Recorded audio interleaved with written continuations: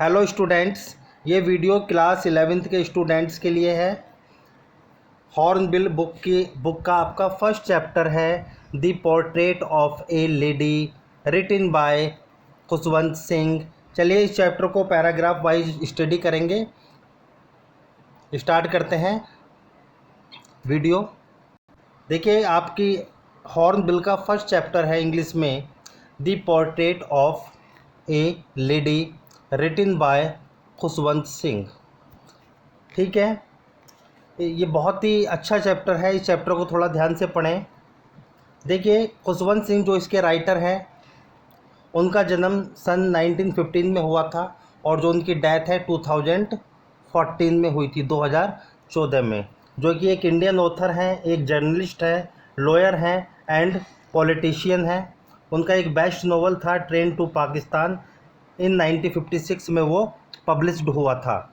देखिए, इस चैप्टर की अगर बात की जाए, the portrait of a lady, portrait जो वर्ड है ये, इसका मतलब क्या होता है? इसका मतलब होता है एक photo frame.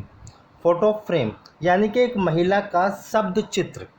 The portrait of a lady का मतलब है एक महिला का शब्द चित्र, यानी कि खुशवंत सिंह अपनी दादी की फ़ोटो को, फ़ोटो फ्रेम के बारे में, फ़ोटो फ्रेम को देखकर अपने रिलेशन बताते हैं अपनी दादी के साथ। राइटर बताता है कि मेरी दादी के साथ किस प्रकार के रिलेशन थे। चलिए स्टार्ट करते हैं इस चैप्टर को।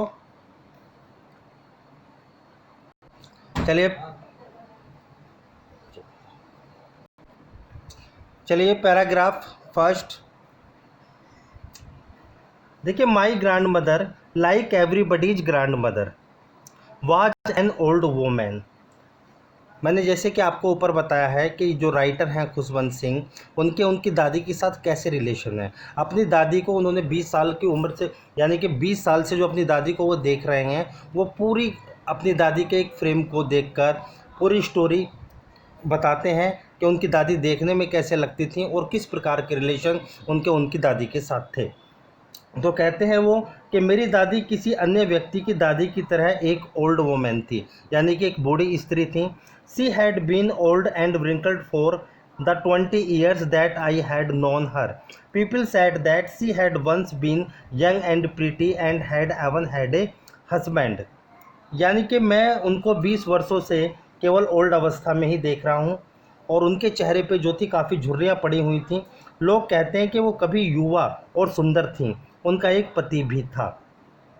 But that was hard to believe, लेकिन इस पर विश्वास करना इतना ही मुश्किल था। My grandmother portrait hung grandfather portrait hung above the mantelpiece in the drawing room. यानी कि मेरे दादाजी की जो तस्वीर है वो ड्राइंग रूम में टंगी हुई थी।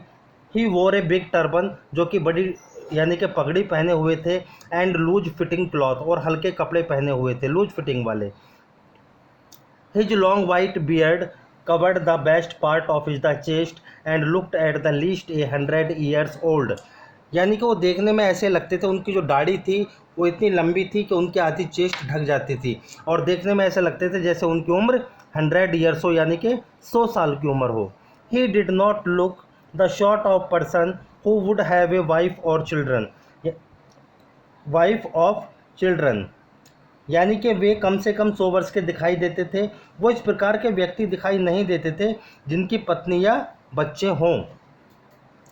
चलिए, he looked as if he could only have lots and lots of grand children.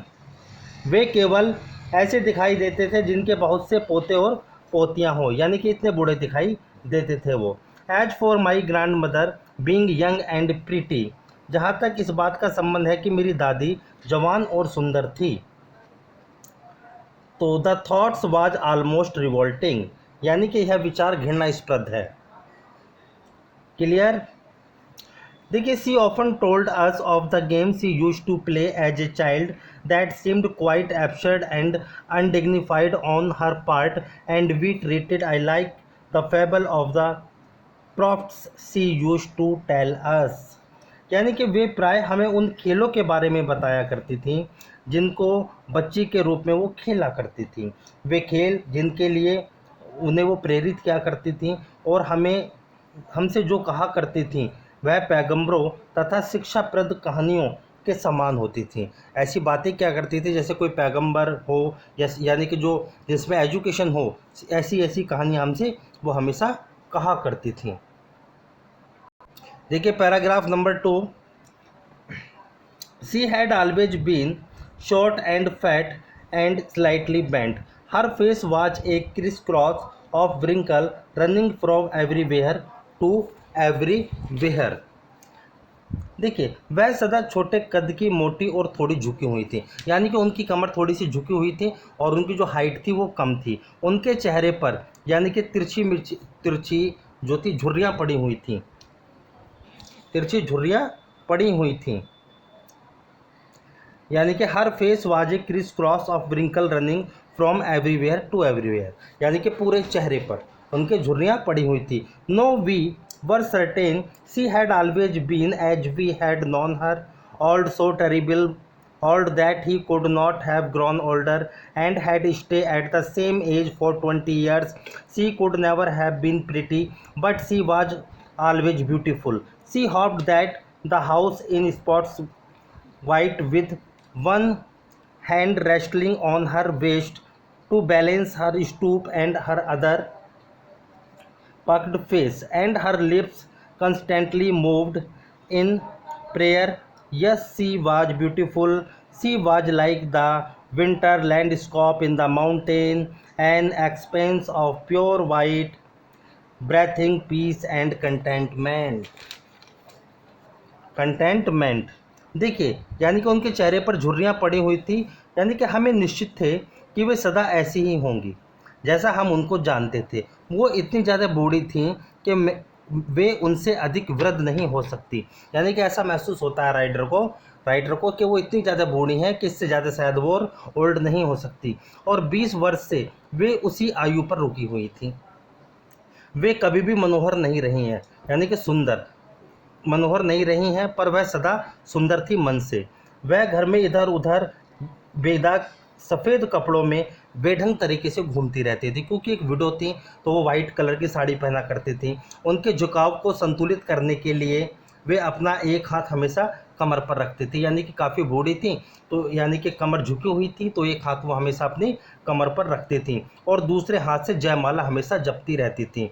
उनके सफ़ेद बालों के गुच्छे यानी कि उनके पीले झुर्रीदार चेहरे पर बेढंग से बिखरे रहते थे और उनके होंठ लगातार प्रार्थना करते रहते थे, हिलते रहते थे।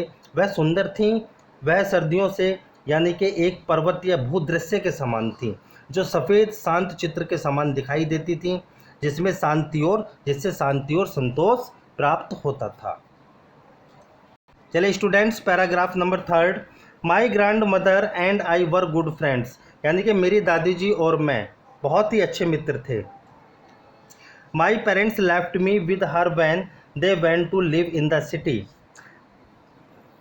and we were constantly together. She used to wake up in the morning and get me ready for school. She said her morning prayer in a sing song while she bathed and dressed me in the hope that I would listen and get to know it by heart. I listened because I loved her voice, but never bothered to learn.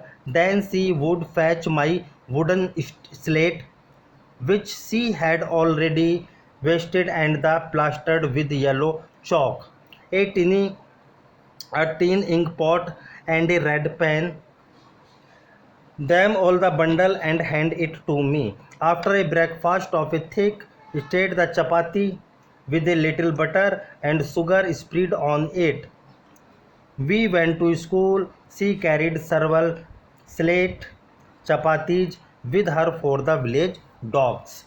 चलिए इस paragraph को समझें। देखिए मेरे दादी और मैं आपस में यानी कि एक अच्छे मित्र थे। मेरे माता पिता जब शहर में रहने के लिए गए तो उन्होंने मुझे दादी के पास छोड़ दिया था और हम लगातार इकट्ठे रहते थे। वे मुझे सुबह जगाया करती थीं, स्कूल के लिए तैयार किया करती थीं, जिस समय वो मुझे नहलाती थीं, मुझे ड्रेसअप किया करती थी, कपड़े पहनाया करती थीं। उस समय सुबह की प्रार्थना ऊंची नीची यानी कि लय में गाया करती थीं, यानी कि उन्हें आशा थी कि मैं उनकी प्रार्थना को सुनूं और सीखूं और याद करूं। मैं उस प्रार्थना को सुनता था जबकि मुझे उसकी आवाज़ प्रिय लगती थी, पर मैंने उसे सीखने की कभी भी परवाह नहीं की, ना ही कभी मैंने कोशिश की। उसके बाद वे मेरी तख्ती लाती थी, यानी कि पहले स्लेट चलती थी, ठीक है, जिसको वे पहले ही साफ़ करके यानी कि मिट्टी से पोत देती थी, और मिट्टी की छोटी दवात यानी कि चाय की छोटी दवात और एक लाल कलम हमेशा मुझे देती थी। उनका एक बंडल से बांध देती थी और मुझे देती थी। मैं एक मोटी बासी रोटी जिस पर थोड़ा मक्खन और चीनी लगी रहती थी का नाश्ता करता था, और उसको बाद में हम स्कूल जाते थे। गांव के कुत्तों के लिए वे अपने साथ बहुत सारी बासी रोटियां ले जाती थीं। Paragraph number 4. My grandmother always went to school with me. Because the school was attached to the temple, the priest taught us the alphabet and a morning prayer. यानी कि मेरी जो दादी जी थी वो हमेशा मेरे साथ स्कूल जाया करती थी मुझे स्कूल छोड़ने के लिए। वो स्कूल जो था टेम्पल से लगा हुआ था, टेम्पल के पास था। जो टेम्पल का प्रीस्ट था यानी कि जो पुजारी था वो मुझे अल्फ़ाबेट और सुबह की प्रेयर सिखाया करते थे। चलिए, while the children sat in row on other side of the veranda singing the alphabet or the prayer in the chorus, my grandmother sat inside reading the Scarpius. When we had both finished, we would walk back together. The time the village of dog would meet us at the temple door. They follow us to our home, growing and fighting with each other for the chapati we throw to them. When my parents were comfortably settled in the city, so they sent for us. That was a turning point in our friendship. Although we shared the same room, my grandmother no longer came to school with me. I used to go to an English school in a motor bus. There were no dogs in the street, and she took to feeding sparrow in the country in the courtyard of our city house. देखिए इसमें आगे क्या बताया गया था। हाँ, मेरी दादी मंदिर में अंदर बैठकर धार्मिक ग्रंथ पढ़ा करती थीं। जब हम दोनों अपना कार्य समाप्त कर लेते थे तो हम दोनों इकट्ठे वापस आते थे, और इस समय गांव के कुत्ते मंदिर के दरवाजे पर मिलते थे। हम उनके लिए जो रोटियां फेंकते थे वे एक दूसरे की यानी कि रोटियों के लिए कुत्ते एक दूसरे पर झपटते थे, यानी कि झगड़ा किया करते थे और आगे पीछे एक दूसरे के दौड़ा करते थे।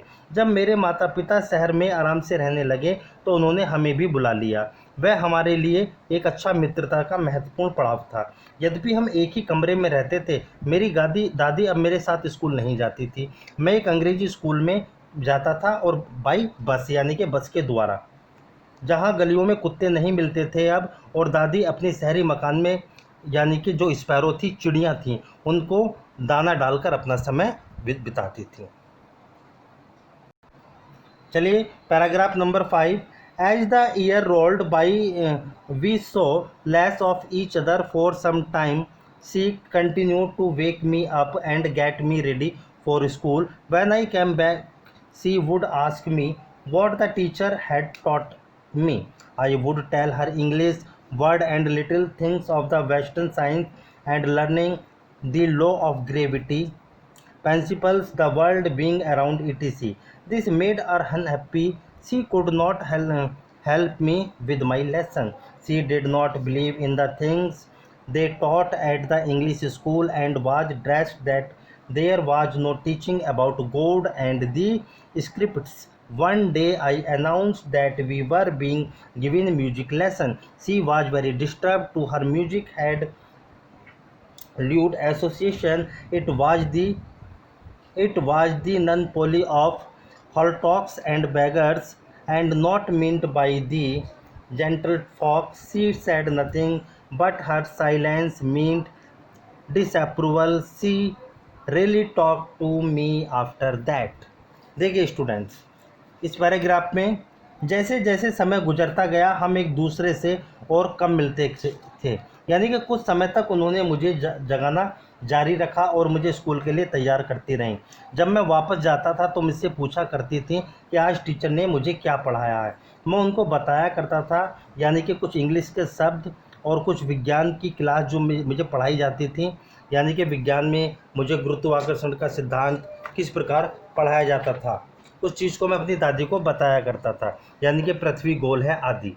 इससे उनको दुख होता था। वे मेरे पाठों में मेरी सहायता नहीं करती थी, यानी कि लेसन में। वे उन चीज़ों में विश्वास नहीं करती थी जो टीचर अंग्रेजी स्कूल में पढ़ाते हैं, और उन्हें इस बात से दुख था कि ईश्वर और रिलीजियस बुक यानी कि धार्मिक ग्रंथों के बारे में मुझे नहीं शिक्षा दी जाती। एक दिन मैंने बताया कि हमें संगीत का पाठ पढ़ाया जा रहा, तो वे बहुत परेशान हुई। उनके लिए संगीत अश्लीलता से जुड़ा हुआ था।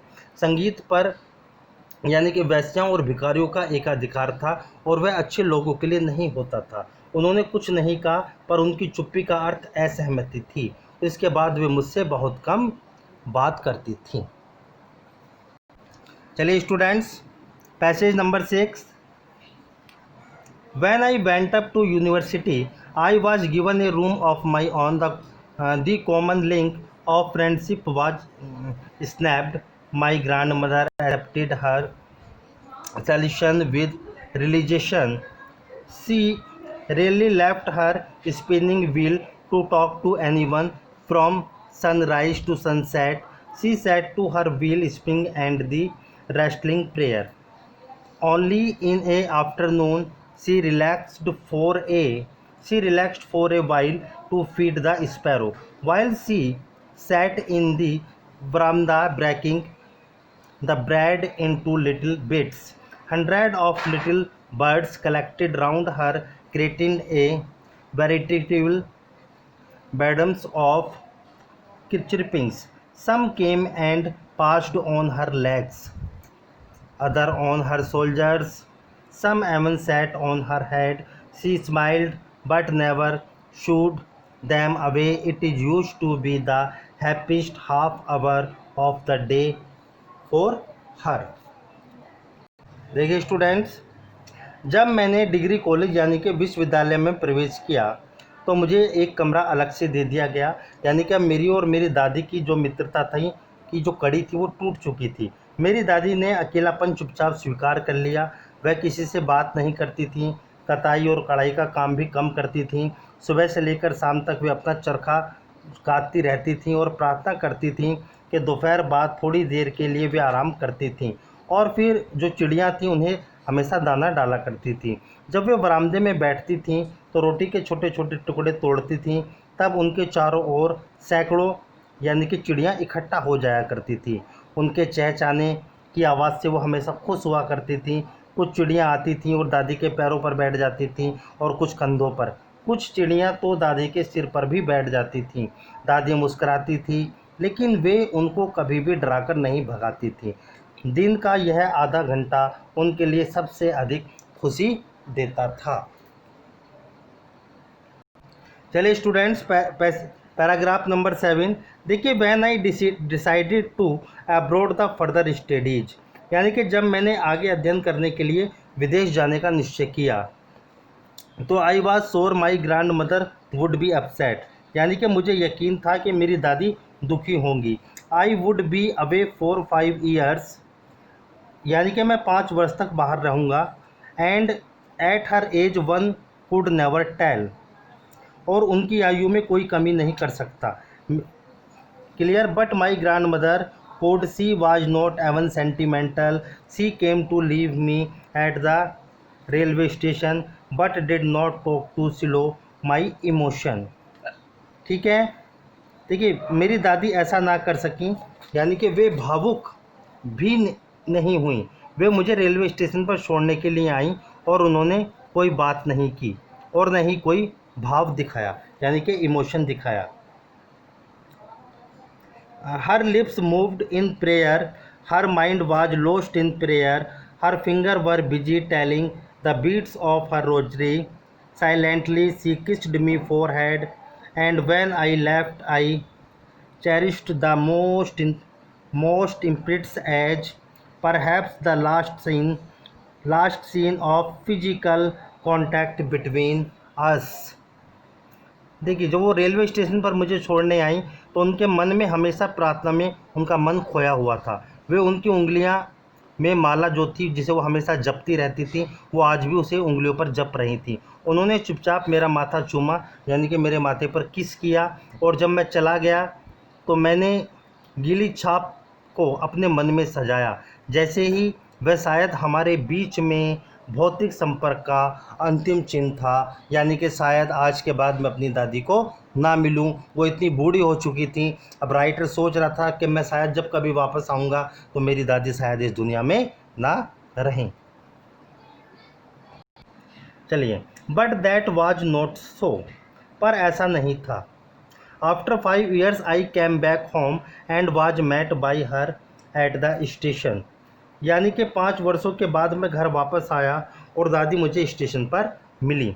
सी did not look a day older. वे मुझे जरा सी भी अधिक बूढ़ी नज़र नहीं आई थी, यानी कि जैसा पहला दिखाई देती थी वो आज भी मुझे ऐसे ही दिखाई दे रही हैं। She still had no time for word and while she clasped me in her arms, I could hear her rattling her prayers. उनके पास अब भी मैं कहने के लिए समय नहीं था, और जब उन्होंने मुझे अपनी बाहों में समेटा तो मैंने उनको अपनी प्रार्थना करते हुए सुना। Even on the first day of my arrival, her happiest moment were with her sparrow, whom she fed longer and with previous rebukes. यानी कि मेरे आने से पहले दिन में भी उनके सबसे अधिक प्रसन्नता के क्षण केवल वो थे जो चिड़ियों को दाना डालती थीं, उनके साथ जिनके साथ वो बहुत देर ही तक रहती थीं और खिलवाड़ में उनको दरकिनार नहीं करती थीं, यानी कि हमेशा उनके साथ खेलती थीं और हमेशा उनके साथ रहती थीं। ठीक है, आगे चलते हैं। In the evening a chance came over her, she did not pray, she collected the women of the neighbourhoods. देखिए, शाम को दादी का में एक बदलाव दिखाई दिया। उन्होंने प्रार्थना नहीं की, उन्होंने पड़ोस की स्त्रियों को इकट्ठा किया, यानी कि जितनी भी पड़ोस की लेडीज़ थीं उन्हें इकट्ठा किया। Got an old drum and started to sing. इकट्ठा किया, जो कि एक पुराना ढोल लिए हुए थी और जो गाना गाया करती थी। यानी कि उन्हें राइटर जब वहाँ से वापस आए थे तो उन्हें अपनी दादी के अंदर एक चेंजिंग दिखाई दी कि वो दादी शाम को आस पड़ोस की जितनी भी स्त्रियाँ होती थीं उन्हें इकट्ठा करती थीं और एक ड्रम लेकर गाना गाया करती थीं।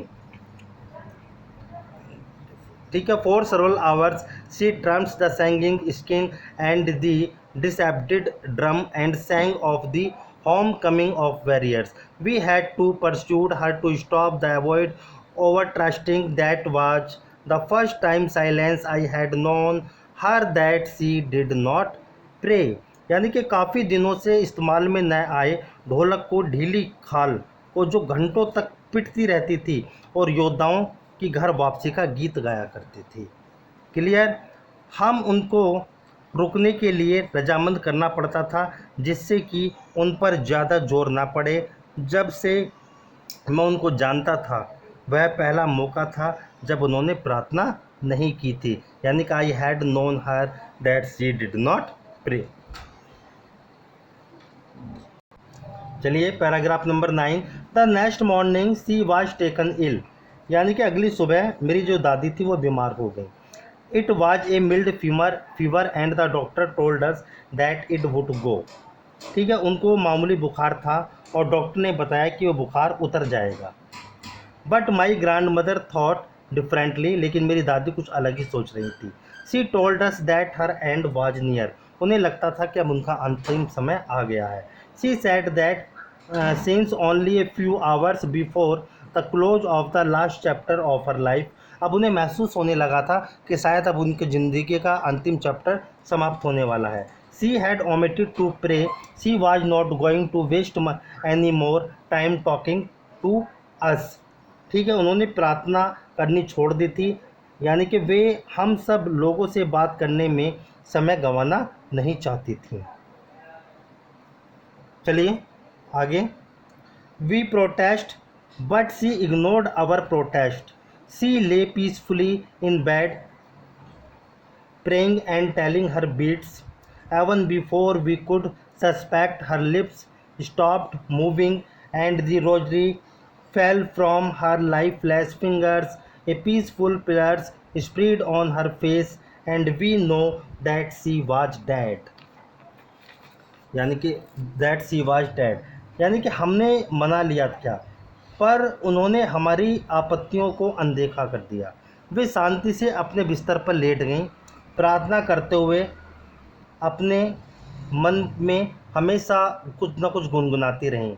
हमें हमारे संदेह करने से पहले ही उनके होठ हिलने बंद हो गए और उन्होंने बेजान उंगलियों से, यानी कि माला को, जो उनके हाथ में थी माला, वो माला उनकी छूट गई और उनके चेहरे पर मुरझाई सी शीतलता छा गई और हम जान गए कि उनके प्राण निकल चुके हैं, यानी कि दादी अब हमारी इस दुनिया से जा चुकी हैं। चलिए students, paragraph number 10 last paragraph है। We lifted her off the bed and as is customary laid her on the ground and covered her with a red shorts। यानी कि हमने उनको चारपाई से नीचे उतारा था, यानी कि अब दादी जी की डेथ हो चुकी है। हमने उनको चारपाई से नीचे उतारा और रिवाज के अनुसार उनको भूमि पर लेटा दिया और उनके ऊपर लाल कफन डाल दिया, red shroud. After a few hours of mourning we left her alone to make arrangement for her funerals। In the evening we went to her room with the crudes stratters to take her to be cremated। The sun was setting and had lit her room and veranda with a blaze of golden light। We stopped halfway in the courtyard, all over the veranda and in her room, right up to where she lay dead and still wrapped in the red shroud। Thousands of sparrows sat scattered on the floor. There was no chirping. We felt sorry for the birds and my mother fetched some bread for them। She broke it into little crumbs the way my grandmother used to and throw it to them। The sparrow took to notice of the bread when we carried my grandmother's corpse off। They flew away quickly। Next morning the sweeper swept the bread crumbs into the dustbin। यानी कि दादी जी की मृत्यु के बाद उन्हें चारपाई से नीचे उतारा गया और उनको लाल कफन पहनाया गया, यानी कि रोने पीटने के कुछ घंटों बाद उनको अंतिम संस्कार का प्रबंध करने के लिए हमने उनको अकेला छोड़ दिया। उनका दाह संस्कार करने के लिए एक लकड़ी की एक अर्थी तैयार की गई। साथ ही शाम को हम उनके कमरे में गए। सूर्य छिपने वाला था और एक चमकदार सुनहरी आशा के साथ हमने उनके कमरे और बरामदे को यानी कि हमें बिल्कुल उजाला दिखाई दे रहा था उनके कमरे में। हम आते में थे, यानी कि बरामदे में। वे आधी दूरी पर ही रुक गए। सारे बरामदे और उनके कमरे में जहाँ दादी निहाल पड़ी रहती थीं और लाल कफन में ठीक से लपेटी गई थीं। हजारों चिड़िया फर्श पर इधर उधर बैठी थीं। चहचहाने की कोई आवाज़ नहीं आ रही थी, यानी कि उनकी दादी के मरने के बाद चिड़िया भी बिल्कुल शांत थीं। हमें चिड़िया की दिशा देखकर बड़ा दुख हुआ और मेरी माता उनके लिए कुछ रोटियां लाईं। उन्होंने दादी की तरह उन्हें रोटियों के छोटे टुकड़े किए और चिड़िया के आगे डाल दिए, लेकिन चिड़िया ने रोटी कोई भी ध्यान नहीं दिया।